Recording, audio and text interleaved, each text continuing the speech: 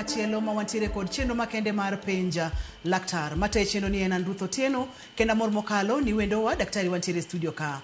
Jumbe ariyo mokalo ne wagombaka kotenore kod chandruoge ma mine thoro bedo godo mar wito ich. Ne wafuono kendo ne wang'iyo ni en ang'o gini manyalo miyo ng'ama miyo wito ich kata ich wuok ka ndalo pok ochopo ma inyuole nyathini. Daktari nopimonwa kendo noleronwa maber mokalo. Kata kamano, ne nitiere penjo mang'eny mokalo mane intiere godo nyakwara Mogi Ajwang'a mane dwani mondo mi daktari oduoki. To nikech nok mar saa nok wanyal duoko. Daktari oduogo e studio. Kawuono tich modhi tiyo maduong' en duoko penjo duto te ma isebedo godo kotenore kod chandruok mar wito ich. Kapok wadhi matuti na mondo mi arwak daktari. Machiegni daktari e penj laktar.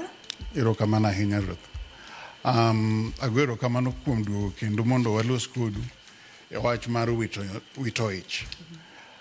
Aparo ni mane an kae ni mogik nang'isou ni ich nyalo yudre kuonde adek. Mokwongo en ich mantie e ofuko, mar ariyo en ich mantie oko mar ofuko ma jomoko luongo ni ectopic pregnancy, to mar adek iluongo ni gestational trophoblastic disease ma e tuo mawuok kuom biero. To nang'isou ni biero nyalo bedo gi achiel miluongo ni hydatidiform, to moro iluongo ni choriocarcinoma. Choriocarcinoma en cancer, lakini cancer manyalo thiedhre. Koro mokwongo ne waloso e ich mantie kama long'o, mantie ich, kama nyathi nitie ich, ma kanyo napogo diriyo. Mokwongo nawacho ni mochakre chon, early pregnancy loss, mamaeni en chakre mak ich nyaka jumbe 20, kata ka nyathi ochopo nus kilo kata 500 grams. To kanyo kane walose ewi mano, ne wachopo kama koro ithiedhe tuoche ilago ma jomoko luongo ni abortions, jomoko luongo ni miscarriage. Nying mar abortions jo Kenya ahinya ok ohero, koro gihero luongo ni miscarriage.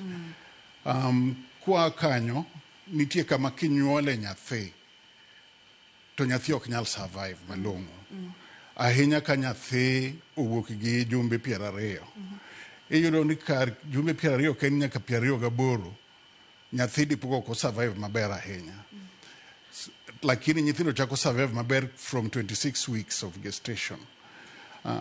To bang' mano kwachako kanyo to mano waluongo na abortion. To mar ariyo bang' 28 weeks, 20 weeks mano to waluongo ni nyuol. Koro inyuol ka ndaloni podi. To kinyuol ka ndaloni podi mano nyiso ni nyuol kapok ochopo jumbe 37. Bang' jumbe 37 dhako onego bed ni nyuol kind jumbe 38 nyaka 42. Kokalo 42 kendo wacho ni nyathi obudho ahinya e. To ich nyalo lal sa asaya, ich nyalo kethre sa asaya. Omiyo kaponi kama nwaweyo kar thieth mar ich mowuok chon. Kech nang'isou ni wapogo gi ding'eny. Nitie mokwongo mwaluongo ni Mr. Abortion. En ich ma nitie kanyo to onyalo bedo gi rem matin, to remo bende nyalo bedo ni ok wuogi lakini in gi rem matin. Kogoi picha tiyudo ka nyathi nitie lakini adundo ne ok gochi. To mar ariyo inyalo yud ka nyathi ofuko chande kende manitie. Ofuko mar nyathi, lakini nyathi to onge iye. Ma jomoko luongo ni an embryonic pregnancy. Mano kiyudo kamano, mago ich ma idhi luoki kata igolo, imiyi yath kata idhi luoki mondo wuogi mondo item yudo nyathi moro machielo. Kwa kanyo nitie threatened abortion. Threatened abortion mang'iso ni in gi rem to remo bende wuok matin. To remo mowuok matin ni kigoyo picha tibo yudo ka nyathi cha ngima. Kiyudo ka nyathi ngima, ahinya mano wahinyo chiwo yath. Kwa chiwo yath mostly progesterone tibo yudo ni ijno nyalo dak mabedi minyuol nyathi kani kare, lakini moko nitie bende kata kichiwo yath to ok bibed malong'o. Ai mar adek en mwaluongo ni inevitable abortion. Inevitable abortion en kama in gi remo bende chwer timako ich, lakini kopimi tiyudo ka dho ofuko chande oseyawore, mang'iso ni ijni bo kethore. Ai bang'e kaka mano bende ka oseyawore maduong' ahinya, to onge kaka inyalo kony mano manibumiye yath mondo wuogi kata iboduoki. Ai nitie mwaluongo ni incomplete abortion. Incomplete abortion en kogoi picha tibo yud ka nyathi cha osewuok lakini biero pod odong' e iye. omiyo mano bende iluokoga kata imi yath to wuok. Ai ma mogik en complete abortion, manyiso ni gik moko duto osewuok, nyathi chande owuok, biero bende owuok. Ich kapod tin tibo yudo ni ka ich okethre to wuok te, lakini kodit matin eke yudo ka nyathi nyalo wuok to biero dong' iye. To bende luwore gi kaka wayudo mama, kech seche moko nyalo yudo ni ich tin to ochwero remo mang'eny ahinya mok nyal miye yath, kech kimiye yath onyalo chwero remo ma kata chunye dhi motho. Omiyo mano wadhi waluoki mapiyo piyo. Complications bende nitie mag ich mokethore. Complications maduong' kuom ich makethore en ni miyo nyalo wito remo mang'eny ahinya ma chunye dhi. Mar ariyo onyalo bedo gi infection ka jams odonjo iye. Erokamano nya daktari. Mana kaka iwinjo no nyakwara Mugia Jwanga, gin kidienje mopogore opogore ma ich nyalo wuok godo. En mana ni gima ne daktari wacho kacha ni ponono nitiere kod ich tineno ranyisi mamoro ok ber ahinya kuom ranyisi remo mawuok te matek mondo mine laktar goyi picha e seche mowinjore mondo ming'e ane diti nyalo konyi nade. To nikech kawuono waketo maino e penjo, waboyawo yore mag tudruok, SMS en 36000 ibo yudwa kokalo Facebook page en Ramogi TV #penj laktar, bende nyalo yudwa kokalo e Facebook page wa ma en penj laktar.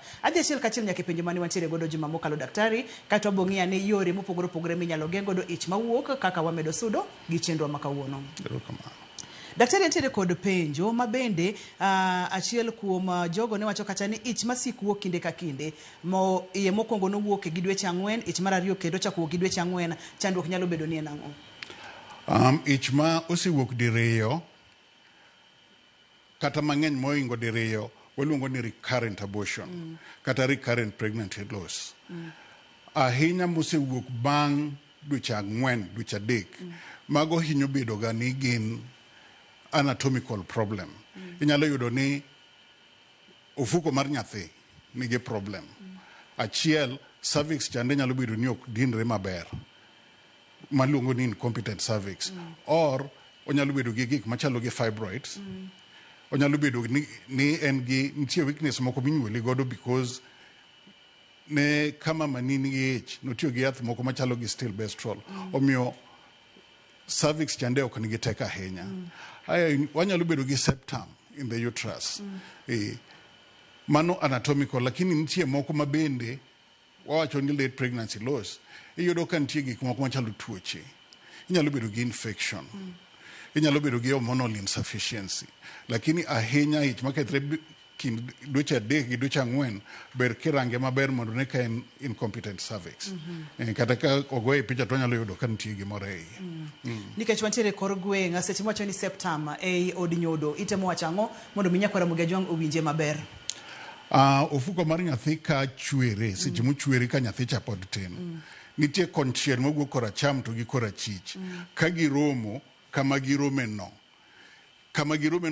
kanyo bo wuok mawuogi, to kanyo kaponi odong' kech nyalo dong' nus kata nyalo dong' maduong', mano mwaluongo ni septum.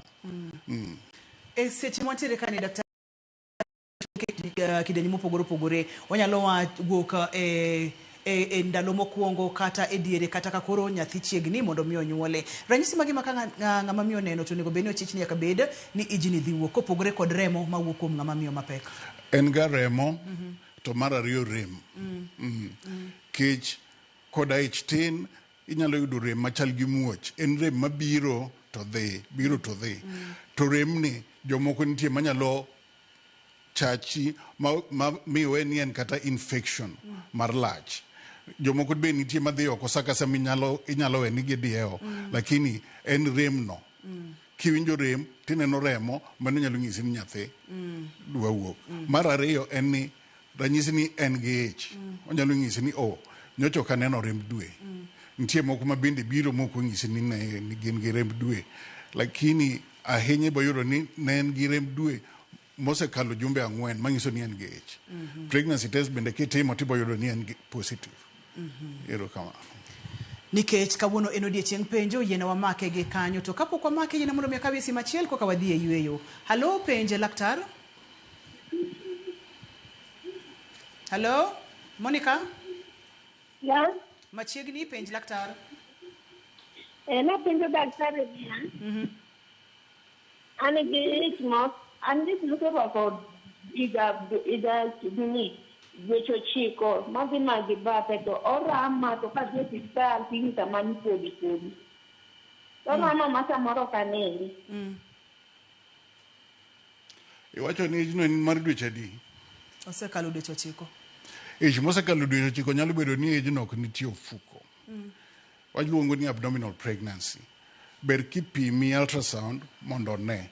To bende nitie seche mana wacho ni nitie ich manyalo budho more than 42 weeks. Iluongo ni prolonged gestation. En gima dwarore mondo timne kogo e picha moyud ni en more than 42 weeks.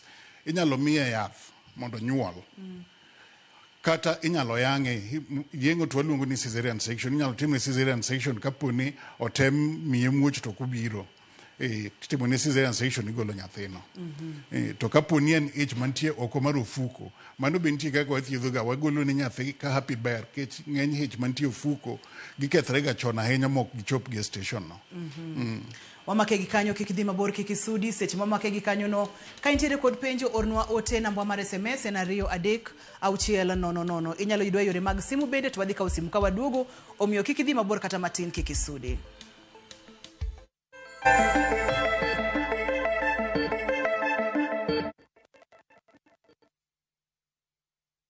Zanzibar, an island of spice and soul, and where every day begins in wonder and ends in magic. Wander through the winding streets of Stone Town. Sail away on a sunset door cruise.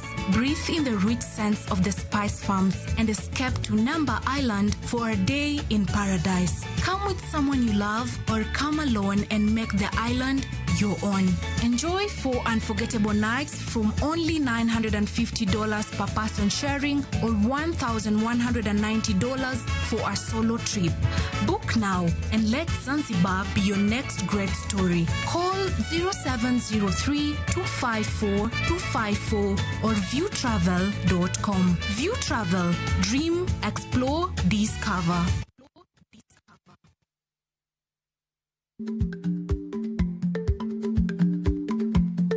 Jarik ni jamuod nyoyo gi goyo. Matiende ni dhi matek maok inono maber samoro nyalo miyo ng'ato midhiero.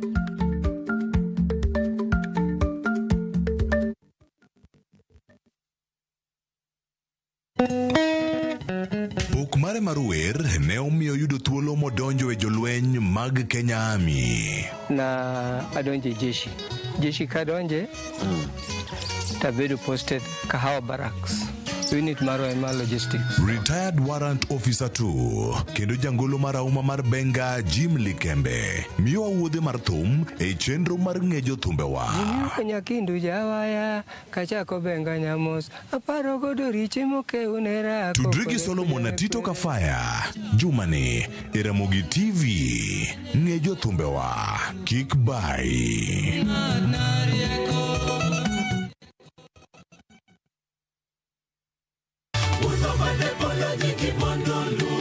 E dwe mar Novemba, roho mar lokruok nika.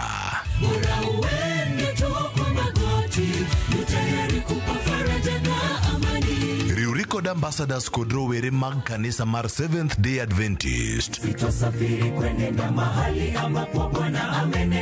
Kaka giwuok ka gitiyo, gipako, kendo tayo ka giwuotho gi chir, e yie kendo kitayo gi wach Nyasaye. Kinde mona kawi ngimawa kapodwa joma tindo to atine Jehova Nyasaye nyaka chung'ie kodwa. Kiki jwang chenro makende mar rowere e dwe mar Novemba ni ma opong' gi lamo, weche mabeyo kod neno.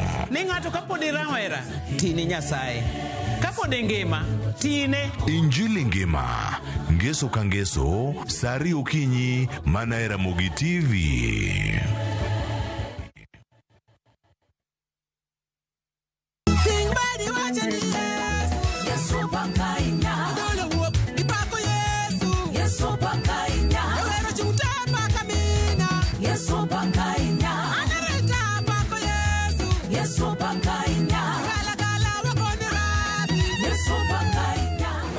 Mar Nyasaye kihero wende ni bonyesa *860*4 19#.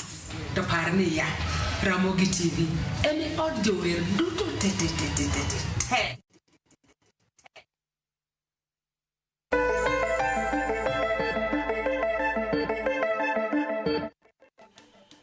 Machiegni kendo penje laktar kokalo Ramogi TV ngima en mwandu. Wawinjore ni penjo duto te or go simu mondo mi daktari odok penjo kotenore kod chandruok mar ich mawuok. Daktari wadhi gi nyime gi penjo.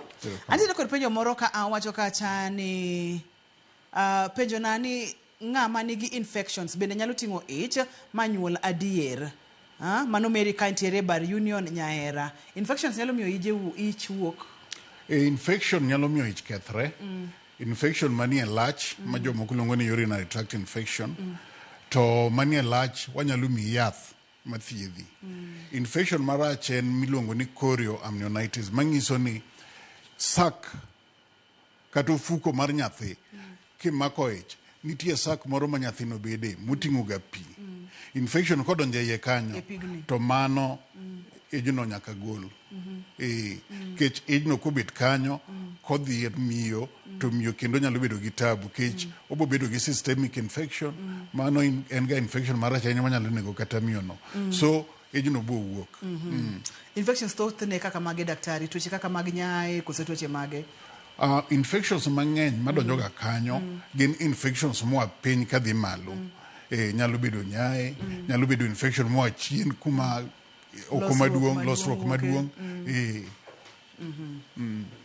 Antiere kod penjo machielo mano Shanice kawuok Migori. Penjo nani nyathi ma ok onyuol ka ochopo dweche 9. Penjo neno ntiere kaka ogajore matin. Penjo machielo wacho kacha ni daktari antiere gi penjo. Penjo nani en ni nyathi chako tugo e ich dweche adi to ponono ni ok otugi. Mano nyalo nyiso ni nyathi ni osewito ngimane ich ka onyalo wuok koso. Nyathi kaber kapo ni pok imako ich chakre chon. Jumbe 18 onego bed ni chako winjo nyathi katugo. Nyathi katugo nitie gik moko manyalo miyo iwinj nyathi katugo chon kata moleo. Jok mosemako ich chon chako winjo nyathi katugo gi jumbe 16. Lakini nitie mine moko ma dendgi tindo ma bende ok chwe modhero matin gin ginyalo chako winjo nyathi chon molo kata mano. To ka dendi ng'eny ing'e ni ich hie ofuko mar nyathi oonge gi perception. Wawinjo perception e pien mamalo ni. Omiyo nyathino nyaka bed maduong' manyalo gweyo kogwecho to gwecho neno ibo winje skin mamalo ni. Skin mamalo ni ema winjo ginene movement mar nyathi. Nyathi ka ne tugo mowe tugo mano nyiso ni nyathino nyalo bedo e hali marach. Ahinya ka ndalo ni osechopo to nyathi owe tugo wabodhi konyi mondo inyuol nyathino sano. Lakini ka ndalo ne podi to wanyalo weyo matin mondo warit mondo nyathino bed machua eka wanyuol nyathino. Kik wiwil nyakora Ramogi Ajwang' ni simu bende waseyao. Wadwa ni mondo vipenjo te kawuono ok wadwa ni ndo gi penjo daktari donge. Wadwa ni penjo duto te owuog kuom nyakora Ramogi Ajwang'. Penjo machielo wacho ka ni penj na laktar ni ne an jumbe 5 weeks. To odiechieng' manyoro kane otimo laundry kane oluoko ochako neno remo. Kae to odhi e osiptal kae bang'e no koro nok owinjre moro amora. Owacho kacha ni otimne ultrasound to results ogolo ni osewuok te. Owacho kacha ni I'm still bleeding but matin ka normal periods. Though en gi rem e pinyi. Shida ni kanye plus. Ang'o mano kelo that miscarriage kata ich manowuok no? Gik manyalo miyo ich kethre gi 6 weeks ng'eny. 5-6. To gima nowacho kai ni the last time ni ye makethre very early go. Ng'eny gi make gi kanya kausim Frederick. Okay. Frederick, hello, penja laktar. Yes, oimore nyadimo. Oimore ahinya machiegni? An gi penjo madwana penje matin. Dhi nyime wawinji. Kura penjo daktari kama. Miyo koke mako ich, winjo bene fadhigo for how long? Kecho mako ich. Kura dwana ng'eny to anyalo dhi kod nyaka dweche adi. Dweche adi mondo? Kapok iweri kode. Kapok awera kode. Winjo bene dhi kode nyaka dieke dia tawe.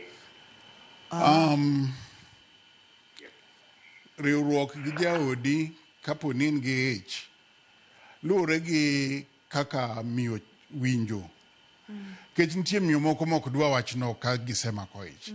To nitie moko ma ka osemako ich to kendo ohero wachno kabisa. Koro kapo ni ionge gi problem, ionge gi infection, to nitie gimoro ma wacho ga ni seche moko pi bende pi nyathi nyalo barore mawuogi to pod onge muoch. Mano onge gima nyalo moni dhi gi nyathi nyaka dhi gi jaodi nyaka seche ma odwa nyuol. Seche modwa nyuol tiweri kode. Nyaka seche modwa nyuol. Onge gima nyalo moni. Lakini kapo ni ok odwar to iweri kode. Mano wendo kuoma kata ni nyaka seche modwa nyuol mano donge onge wacho kata ni ok rach, ok nyal kelo hinyruok ne miyo, ok nyal kelo hinyruok ne nyathi. Wadoge penjo mara ng'ama miyo manitiere kod ich 5 weeks kae to bang'e no oneno remo kodhi tigo picha to yudo ni ich osewuok. Debe ni ang'o manotimore kanyo mane wantie? Mane wan kae mogik nowacho ni ng'eny ich makethre chon go 5 weeks 6 weeks ng'eny gi nitie fetal abnormality, nitie chromosomal abnormality. To nitie moko ma structural abnormality, nyathi onyuol maybe wiye onge, maybe okonyal nyathi mok nyal survive kanioko. Gimoro ma bende nyaka ung'e ni 50% of iye kethrega kamiyo pok omis kata ich. Omiyo ich mwaneno ni mae ich ai kendo duogo kethre, that is just 50% of what is remaining. Omiyo ich makethre chon kwawe mano mar ariyo nyalo bedo hormonal insufficiency. Iyudo ni progesterone tin. Kamano. Okay, manyiso ni kapo nono ni Nyasaye nyalo konyo chako makich machielo. Thuolo nyalo bedo kendo ni nyalo wito ijni koso ma to nyalo bedo gi pogruok daktari. Kaber chutho ng'ama miyo ka doro nyathi onego dhi ne daktari kapok emako ich. Mondo daktari opim rembi, oneni chal nade. Imiye history ni chal nade. Isebedo ka ikethre kata podi. Mago nyalo miyo daktari ong'e ni apima ang'o tawe ang'o. Lakini berne dwarre ni mondo opimi mokwongo kapok imako ich. Kaka daktari opimi moyudo ni ionge gi tabu to ng'ise ni dhi mak ich. Thothne inyalo gapo mana ka ng'ato mako ich nyakwara Mugia Jwang' tiwinjo ka daktari wacho ni kaber kapok imako ich, ka nitiere kod chenro, ka nitiere kod paro ni dwani mondo mikoro ubed gi nyathi, ber kuneno laktar dhi ng'ado rieko kaka onego bed nosudo. Wayaw line mar simu, SMS bende wayaw, namba mar SMS en 236 Daktari nitiere kod penjo machielo ka owacho kacha ni penjna laktar ani en gi ich mar jumbe 3 to en nyathi skul. So yena mondo mi ma oko mar kamera kiyena. Kata kamano penjo machielo ni penjo ma antiere godo machielo ni ponono ni ng'ama miyo owito ich kata ka ena ich mowuok gi e dala onego bedi pod odhi e osiptal mondo mi oluok ne ich koso nyalo changa kata ka intiere dala.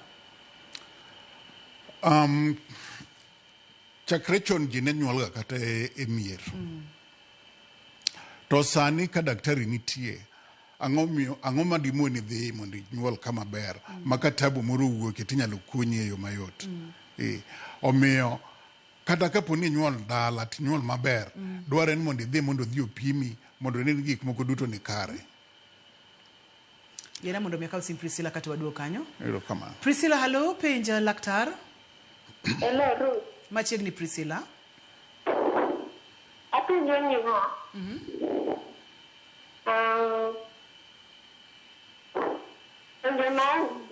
And I think the contraceptive.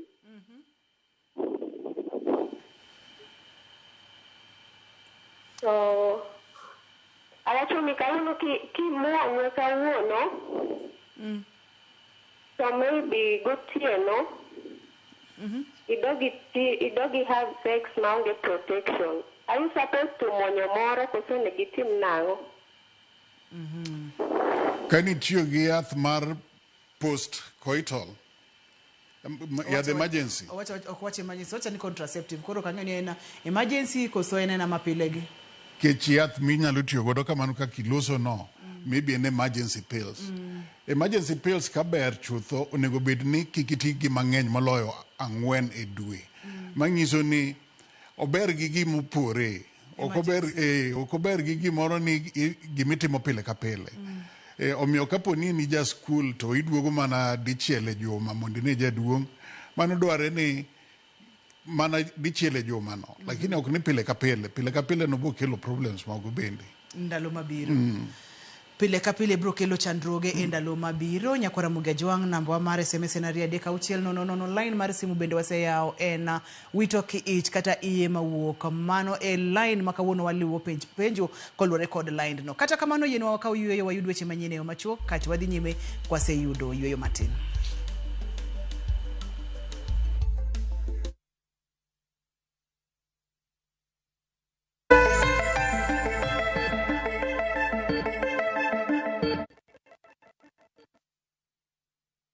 Citizen ikishirikiana na Mulembe FM, Sulu FM, Vuka FM na View Sasa. Tunazuru eneo la magharibi mwa Kenya kwenye roadshow moto ya Jipange na View Sasa mashinani.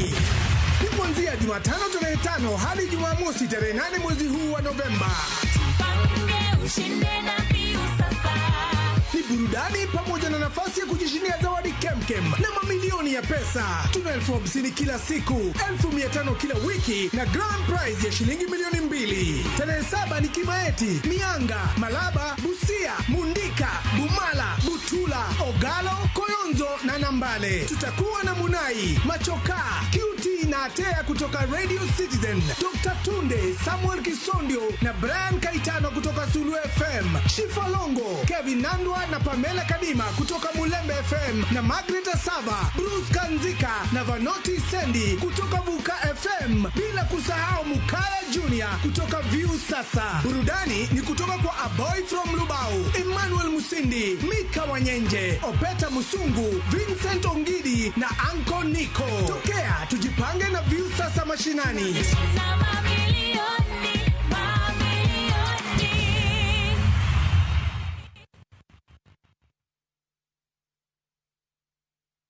Royal Mabati Factory Limited nitie gi discounts makende e kinde ni endi mar Christmas. Deca Roofing Tiles yudore e nengo mar 500 mabat ka mabat, Castile Trusses to yudore e nengo mar 199 kilo ka kilo. Wakelo ni mwandu kamora mora e Kenya maonge chudo mora mora. Gochno e namba ma 0722 auchiel adek aboro adek aboro adek kata ket oda mari e mbui mar www.royalmabati.com.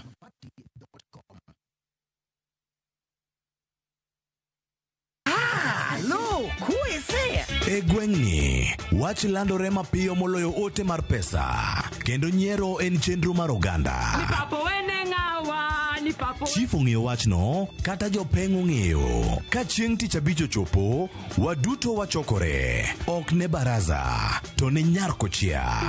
Nyakochia, gokoko. Nyakochia, toxin. En chenro ma gik moko duto ng'aw malo mokalo tong'. Chakre sigendni, weche miwacho. Pato akanyi leo chunya, nonyuoli pur. Riwreuru gi oganda duto, kendo weuru wanyier ka gima ok ochuno ni ng'ato chul puotheno. Kokija richo, ting' badi malo, Jehova Nyasaye golo nyaka moponde ndalo. Nyarkochia, tich abich, saa 1:45 otieno, mana e Ramogi TV.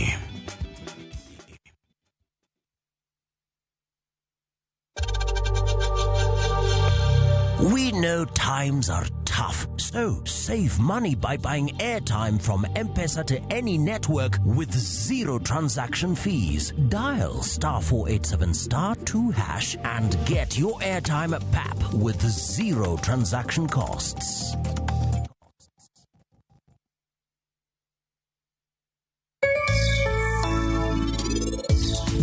Marariyo en knowledge mar gima idwa timo. Nyaka ibed gi understanding nikech inya bedo ni capital idwa waro whatever midwa waro to ionge gi understanding, koro knowledge is equally key. An gi experience man go e tijini. Ang'eyo ni yieni ka omang'wen kana mber ten tana pa machal kama. To ka ome ariyo gi nus ten tana biriyo. Machielo en ng'eyo sources. Kuonde minyalo yude nikech kaka electrical en so wide. Gigi ok inyal source from kamoro achiel.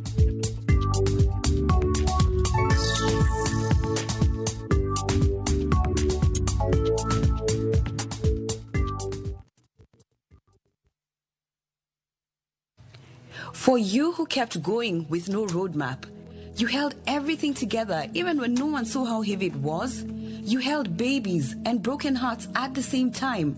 You loved, nurtured, protected even when you were tired, broken, and unsure. You stayed soft while life tried to harden you. This is your gentle reminder. You're not weak for crying. You're not alone in your strength. You are the hero of your own story. And yes, you deserve to be so proud of yourself. Dial *811 *575 hash to get Keep Going as your skiza tune.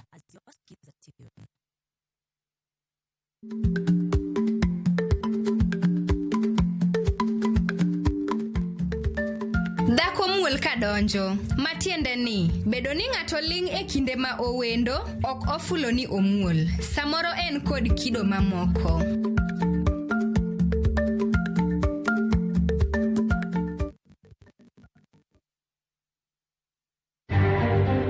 Gentleman lying here would have been the Commander-in-Chief of the Defense Forces of the Republic of Kenya.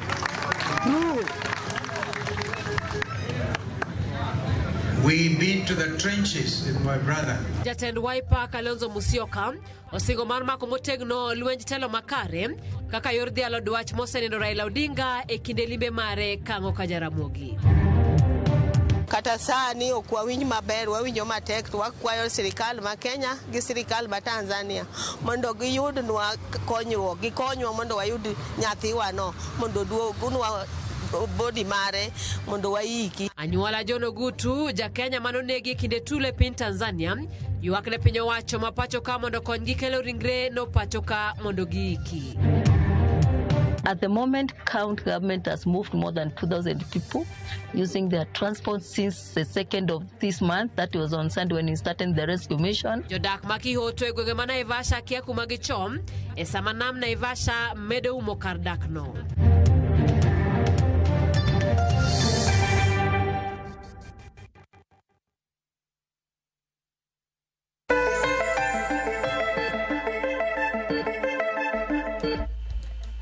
Machiegni kendo penj laktar kokalo Ramogi TV ngima en mwandu ich mawuok iye masiku wuok mane twakwa penjo te adwani mondo mi ikel mondo mi daktari oduoki. Daktari nitiere kod penjo machielo ka a owacho kacha ni pena daktari ni ka nyathi oti oko marufuku mar miyo diriyo bende onyalo bedo kod thuolo mar mako ich kendo. Mano Susan kawuok e gwenge mag Kochia.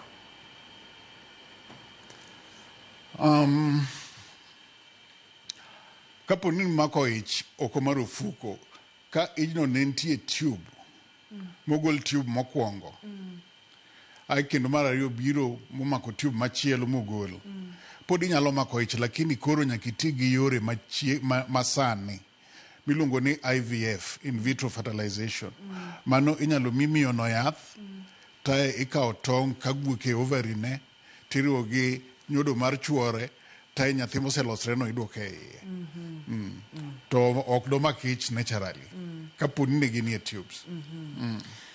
Penjo machielo wacho kacha ni iye nowuok gi dweche 3 nodhi e osiptal motimne luoko, bang'e oneno periods dweche 2 kende, nodhi e pimo moyudi ni en gi ich. Gisani en gi dweche 6 to ijno ok dongi, movement onge, ok owinj gimoro amora. Chandruok nyalo bedo ka koso dwaren mondo goye picha mondo ng'e ni ang'o matimore.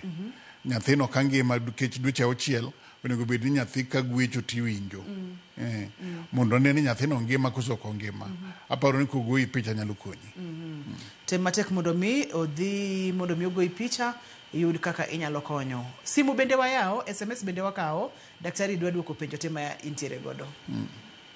Daktari owacho nwa kacha ni nyamin gi ntiere kod ich, entiere kod dweche 4. Yena kaw simbo Monica aitwa dhi nyime. Monica, hello, penja laktar. Na temo penjo niya. Ano gi tafiti ko beso chiko ma osalo to yera ma do sitati ni sani podi do bet nyen sida mano. Ich mokalo dweche 9 to yeberami to ibende rami waluongo ni postdatism, lakini ich machal kamano seche moko yudo ni en oko marufuko. Daktari nyalo miyi yath mondo iyud muoch to yudo ni kata in gi muoch to pod ok inyuol. Kogoyi picha tinyalo ne ni nyathi nitie ich oko marufuko to mano dwarore ni mondo yangi mondo gol nyathino. Kosegol nyathi biro nitie kaka gibo golo biro kaluwore gi kaka giyudo iye kanyo. Inyalo gole sechego kata inyalo weye mondo gole bang' jumbe 2. Iro kamano. To remni biro kotenore kod ang'o daktari? Rem ma intiere godo ni? Emomiyo awacho ni nyalo bedo ni ich ok nitie e ofuko. Lakini kapo ni ogoyi picha moyud ni ich nitie ofuko, to nyathi bende ndalo ni osekalo, dwarore ni mondo omiyi yath mondo iyud muoch. Kapo ni noyangi ga chon, to bende dwarore ni mondo yangi mondo ogolni nyathi. Antiere kod simu machielo. Halo, penje laktar?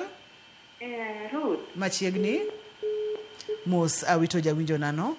Penjo machielo mane wasomo daktari ni nyamin gintiere kod ich dweche 4, owinjo rem mokalo e pinyi chandruok nyalo bedo ang'o manyalo kelo rem e pinyi to nyalo keto pregnancy ni e risk mar lal kata mar wuok.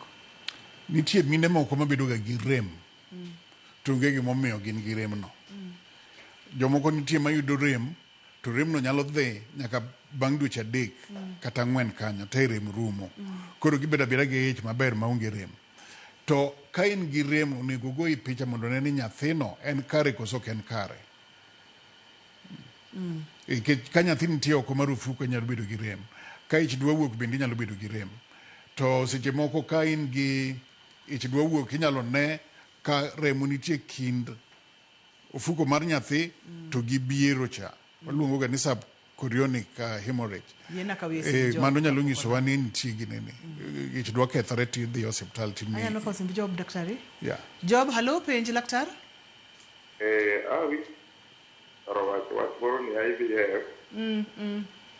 Adwa mana penja ni okang' mane ni timo mondo bed successful. So itime kanye to en pesa di. Sani IVF itimo kuonde mang'eny. Both in Nairobi, Kisumu, Mombasa. Omiyo kapo ni ineno gynecologist mo pimi moyudo ni dwarore ni mondo dhi otimni IVF. Obori fai kuom centers mitime IVF. Erokamano ahinya. Emomiyo awachoga pile pile ni nega chenro mar penj laktar. Ne wantiere kod chenro ka mane wang'iyo kacha weche mag IVF kendo kaka itime gi okang'no duto te. Omiyo tem kama tek ine chenro ni nyakwara Mugia Joang'. Daktari ne wang'iyo kacha weche mag penjo machielo wacho kacha ni ang'o matimore ni mar en gi jaode mano konyore higni 2 mokalo lakini osiko winjo mana rem ma pile pile e piny debe ni chandruok en ang'o miyo ni nonyuolo higni 2 mokalo to pod en gi rem e piny to kapok idwoko mana nyalo kawo simu. Nyalo kawo simu. Halo, Ogutu, penj laktar. Apenjo laktar niya. Onego bed ni ng'amiyo komako ich onego bed ni odhi oneno laktar. Sama osemako ich no onego odhi oneno laktar mondo opime mondo ong'iyane kaka ochal. To gima kelo ich mawuok ni inyalo ng'i kaka inyalo konye to gi nyathi ma samoro ok survive malong'o ere kit gima onyalo timo mondo mi nyathi obed survive maber ei min gi. Mane badwa penjo. Mane kende. Erokamano ahinya. Okay, erokamano ahinya. Koro ich makethore. Nitie gik mang'eny manyalo miyo ich kethore. To kidhi neno daktar, obo pimi mondo ng'e ni ang'o momiyo iji no kethore. Nachako giwacho ni kaber ng'ato onego chak neno daktari kapok omako ich. Idhi mondo daktari opimi. To kapo ni ok nidhi ma daktari opimi, sami isefwenyo afwenya ni yach ni onego idhi ne daktar mondo opimi kendo. Mondo ing'is daktari ni problems mage mibedo ga godo. In ga gi ich makethore, koso iyi no ber ga. In gi tuo moro kendo kuomi kanyo. Nyalo bedo gi tuo mar skari, nyalo bedo ni blood group ni ok ni kare, resus negative, nyalo bedo ni in gi pressure, nyalo bedo ni in gi tuoche moko mang'eny ma bende miyo ich ok nyal bedo malong'o. Omiyo dhi mondo ine daktari, ulos gi daktari, ugo mbaka mondo daktari opimi, tayo ng'isi kaka ubudhi nyime gi tuoche ni. Daktari, bentiere kaka inyalo geng' iye mawuok kapo nono nitiere moro inyalo pimonwa ni gin yore mage ma oganda nyalo timo mondo mi geng' iye masik wuok kata ich manyalo wuok. iye nitie mawuok mago to nitie yore minyalo ti godo kech mokwongo kapo ni in gi tuo mar pressure ni nonego duok piny ka in gi tuo mar skari ni nonego bed ni mi yath mondo duog normal kapo ni in gi nyaye machalo gi syphilis machal gi HIV dware ni mondo obed controlled maber kech nitie tuoche moko ma bende ok nyal thiedhi kaka HIV, hepatitis C, hepatitis B, lakini nitie kaka watimo mondo nyathi kik yud tuochego. Kech ing'e ni ot kata ka untie ka ng'ato achiel kende ma tuo ber moloyo ka ji duto tuo. Omiyo ka miyo kende manyalo bedo gi tuo to waseyudo ni en godo dware ni mondo wapim jaode bende wane ni jaode no bende tuo koso ok otuo. Daktari make kanyo kar geng'o tuoche mondo wakaw simu kaeto waduogo kanyo. Halo penje laktar. Penj laktar. Machiegni ogalo. Natemo penjo niya. Ang'o miyo ka dhako mako ich to okwiru gik moko inyalo yudo ka dhako mako ich wach ni an koro okwiru gini ong'ok samoro ok ocham gino samoro en omena to ochamo to ong'ok to kaeto mar ariyo ni dhako komako ich ni chunye golo ng'ato kuome koro gini timore adieri koso ere kaka dang' ukonya. Erokamano ahinya. Achiel kuom gik mamiyo ng'ato ng'e ni dhako yach en ng'okno. Iyudo ka dhako ng'ok ahinya gihinyo ga ng'ok seche mag okinyi to bende ginyalo ng'ok sa asaya. Ng'okni seche moko nyalo bedo marach ma iyudo ni mama ng'ok ma nyaka rwake mane wod. To seche moko kwa biro mwarango ni mama ni ng'ok marach monyalo tho chuno ga mondo seche moko wagol ejno. Nikech wapimo ni miyo ni nyalo yudo nyathi machielo lakini kikete ni mondo gijno dhi godo nyime ejno nyalo nege to konege mani bo lose two people.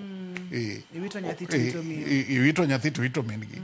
Omiyo seche moko daktache mathiedho mon ma nigi ich nigi tabu kabisa kech iyudo ka nyathi ni dware lakini nyathino nyalo nego miyo. Koro kwa pimo ni nyathini kata kwa kete to okonyal dak maonge min gi. Ndalo ni be pod ten okonyal survive. Omiyo kaber lakini ng'eny ng'ok to rumo ga gi dweche adek. Kapo no dhi nyime moingo dweche adek nitie yien ma bende wanyalo miyo no mondo dhi nyime gi ejno nyaka ndalo ni chopi. Dr. Joseph, ni wang'iyo kacha yore ma inyalo geng' godo ich mawuok. Iwachonwa kacha ni kapo nono ni ng'ama miyo nitiere kod ich nitiere kod tuoche kaka mag nyaye nyaka ne ni tuochego othiedhe yo makare. Ka en tuo mar skari no nyaka ng'i ni owuoth kode ma ochopo e kama ok onyal kelo chandruok obed pressure.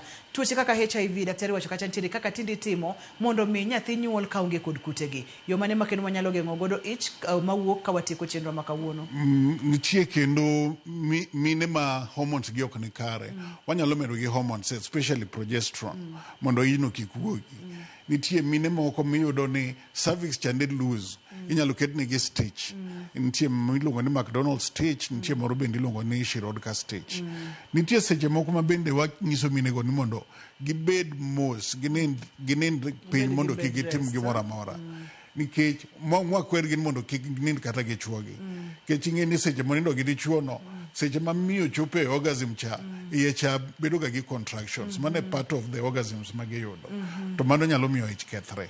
Omiyo mago e gik mwatimo ma nyalo miyo nyathi kik wuogi. Thothne sa ok romga kata thuolo ok romga emomiyo wacho ga ni ka daktari tieko to miwa kama inyalo yude kaachiel kod namba ne mar simu. Ang'eyo ni penjo ng'eny mokalo daktari pono ni ng'ato dwa tudore kodi inyalo yudi kanye kod namba mar simu.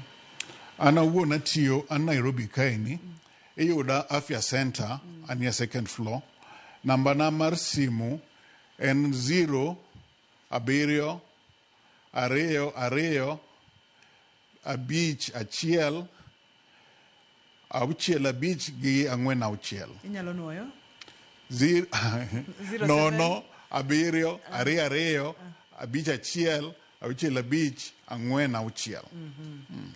Mano en Dr. Joseph Ochieng, en laktar mane wabedo godo odiochieng' ma kawuono. Ne waduoko penjo kotenore kod iye Mawuok. Wang'eyo kata bende kaka inyalo geng'. Kae to wach maduong' mawacho ni seche mapok imako ich tem matek mondo mine laktar. Nitiere gik mang'eny mobro pime dendi kanyo, mobro nyisi ni magi ma to ber. Ma ato pod ok ber ahinya kuom ranyisi ka remo ni piny, tibro mi yedhe ma boost remo kod weche ma kamago mondo mi kimako ich to koro dendi oikore makare. Daktari, erokamano mathoth.